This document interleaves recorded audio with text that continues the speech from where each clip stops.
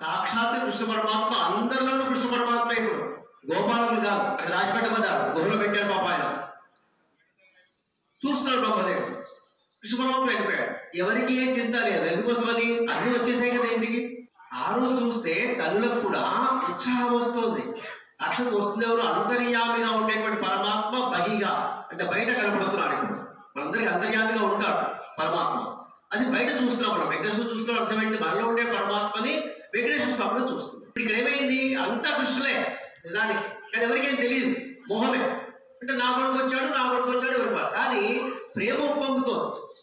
రోజు ఇచ్చే పాలకన్నా ఎక్కువ పాలిస్తున్నారు, గౌరవులు ఎక్కువ పాలిస్తున్నాయి, ఇవన్నీ జరుగుతూ ఉన్నాయి.